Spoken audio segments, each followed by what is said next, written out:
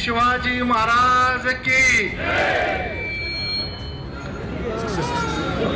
पंढरपूर नगरपालिकेच्या येणाऱ्या निवडणुकीच्या प्रचार शुभारंभाच्या निमित्तानं उपस्थित असलेले आपल्या राज्याचे ग्रामविकास मंत्री, आपल्या जिल्ह्याचे पालकमंत्री सन्माननीय जयकुमारजी गोरे साहेब यांचं पंढरपूर शहरातील तमाम नागरिकांच्या वतीनं आणि भारतीय जनता पक्ष आणि मित्र पक्षाच्या वतीनं या ठिकाणी मी स्वागत करतो. आपल्या सगळ्यांना माहिती आहे की उद्याच्या 2 तारखेला या शहराच्या नगरपालिकेची निवडणूक येऊ घातलेली आहे आणि या 18 प्रभागामधून 36 नगरसेवक आणि 1 नगराध्यक्ष यांना आपण या निवडणुकीमध्ये मत देऊन विजयी करायचं आहे. आपल्या सगळ्या कार्यकर्त्यांच्या पाठबळावरती भारतीय जनता पक्षानं ही निवडणूक पक्षाच्या अधिकृत चिन्हावरती लढवण्याचा निर्णय घेतलेला आहे. कमळ या चिन्हावर आपण या शहरामध्ये उमेदवार केलेले आहेत. लक्ष्मण सिरसाट यांच्या पत्नी श्यामलताई यांना नगराध्यक्ष पदासाठी आपण उमेदवारी दिलेली आहे. मित्रांनो, तुम्हा सगळ्यांना माहित आहे स्वर्गीय सुधाकरपंत परिचारक मोठे पालक त्यांनी या शहराच्या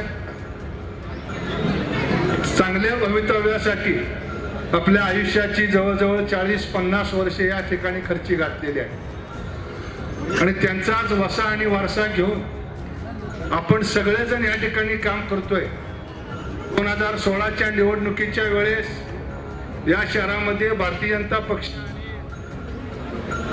पंढरपूर विकास आघाडीच्या वतीनं आपण उमेदवार विजय केले. लोकांनी आशीर्वाद दिला प्रचंड मताने. त्यावेळेच्या जाहीरनाम्यामध्ये दिलेली वचनं पूर्ण करण्याकरता आपल्या राज्याचे मुख्यमंत्री, त्यावेळेचे मुख्यमंत्री आणि आपल्या सर्वांचे लाडके देवाभाऊ यांच्या नेतृत्वाखाली आपण सतत गेली 5-7 वर्ष, मधला जर 3 वर्षात कालखंड सोडला तर त्यानंतरची 2-2.5 वर्ष आणि आता 1 वर्ष सातत्यानं आपण प्रयत्न करतो. एका बाजूला देवाभाऊंचं नेतृत्व राज्यामध्ये आहे, एका बाजूला जयभाऊंचं नेतृत्व जिल्ह्यामध्ये आहे आणि या दोघांच्या आशीर्वादावरती आणि पाठबळावरती आपल्याला ही निवडणूक लढायची आहे. विरोधक इथं किती जरी ते नाव आणतात तर या पंढरपूर शहराच्या नागरिकांना 25 वर्षापूर्वी शहर कसं होतं आणि आज शहर कसं ते सगळ्यांना माहित आहे. आज त्यांच्याकडे कुठलाही मुद्दा नाही आहे. मग कुठेतरी खड्ड्याचा मुद्दा काढायचा, कुठेतरी धुळीचा मुद्दा काढायचा आणि ही निवडणूक कुठंतरी वेगळ्या भावनिक लाटेवरती नेण्याचं काम या ठिकाणी सुरू आहे. आपल्या सगळ्यांना माहित आहे या पंढरपूर शहरामध्ये, सोलापूर जिल्ह्यातलं नाही तर पश्चिम महाराष्ट्रातलं हे 1 लाख लोकसंख्येचं एवढं मोठं शहर आहे की ज्या शहरामध्ये सगळ्या पद्धतीनं आपली ड्रेनेजची व्यवस्था आपण पूर्ण केलेली आहे. देवाभाऊंच्या मदतीनं या शहरातल्या येणाऱ्या वारकऱ्यांसाठी आणि नागरिकांसाठी मग पिण्याच्या पाण्याचा 18 टाक्या उभा करण्याचं काम असेल, ही सगळी कामं या ठिकाणी आपण पूर्ण करत असताना जवळजवळ 250 कोटी रुपयाचे 25 रस्ते गेल्या 3 वर्षीय स्तरावरती नेण्याचे या ठिकाणी आपण काम करतोय. नमामि चंद्रभागेच्या माध्यमातून चंद्रभागा शुद्धीकरणाचं काम या ठिकाणी हाती घेतलेलं आहे. पंढरपूर शहरामध्ये जवळजवळ रोज 40 टन प्रतिदिन कचरा आपण या ठिकाणी गोळा होतोय. त्याचं विघटीकरण करून, त्याचं कंपोस्ट करून त्याची विल्हेवाट लावण्याचं मोठं काम या शहरामध्ये पूर्ण झालेलं आहे. पंढरपूर शहरामध्ये येणारे सगळे हायवे, सगळे रस्ते आपण नॅशनल हायवेनं जोडायचं काम या ठिकाणी पूर्ण केलेलं आहे. गडकरी साहेबांच्या माध्यमातून वाखरी ते पंढरपूर हा सुद्धा रस्ता कॉन्क्रीटचा 4 लेन करायचं काम सुरू आहे. सरगम चौकामध्ये त्या ठिकाणी ओव्हरब्रिज बांधायचं काम सुरू आहे. टाकळी चौकामध्ये ओव्हरब्रिज बांधायचं काम सुरू आहे. अहिल्या चौकामध्ये ओव्हरब्रिज बांधण्याचा प्रस्तावित आहे, जेणेकरून पंढरपूर शहरातली जड वाहतूक कशी बंद करता येईल हे या ठिकाणी आपण बघतोय.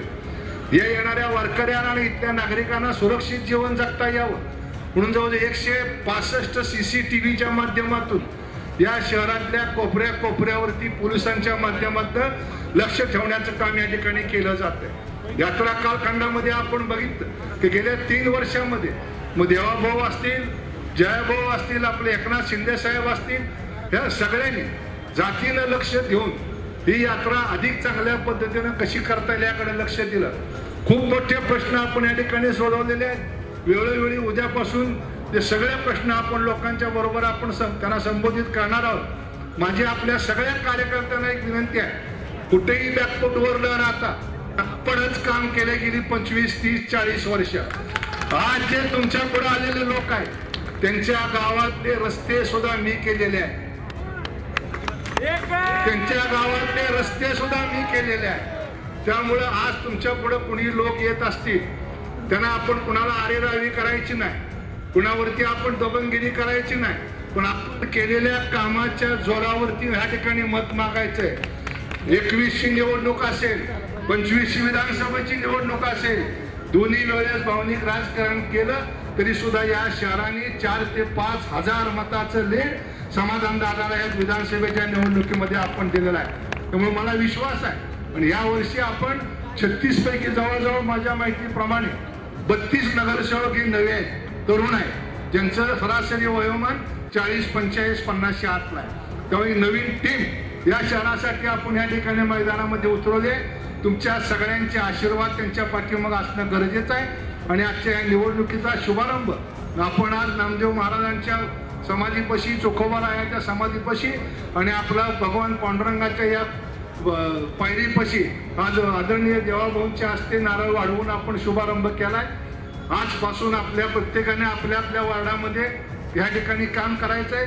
दोन्ही खालचा आणि वरचे दोन्ही चिन्ह आहे.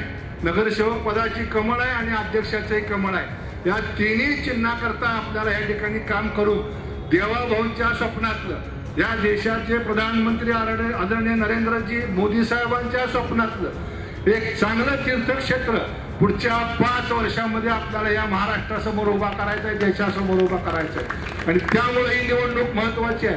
ही निवडणूक कुणाच्या मोठेपणाची नाही, मला काय मिळतं तुम्हाला काय मिळतं याची निवडणूक नाही, तर पुढच्या 5 वर्षामध्ये आपल्याला हे पंढरपूर कुठं न्यायचंय हे ठरवणारी ही निवडणूक आहे.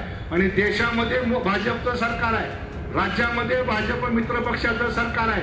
आणि या 2 सरकारांच्या माध्यमातून अधिकचा पैसा ज्या भाऊंच्या माध्यमातून या शहरामध्ये आपल्याला आणून या शहरातले सगळे ड्रेनेज, पाणी, रस्ते जे काही राहिलेले प्रकल्प असतील ते सगळे आपल्याला प्रकल्प या ठिकाणी पूर्ण करायचे. आणि त्याकरता आपल्या सगळ्यांना रुक्मिणी पांडुरंगाने शक्ती द्यावी अशीच या निमित्तानं प्रार्थना करतो.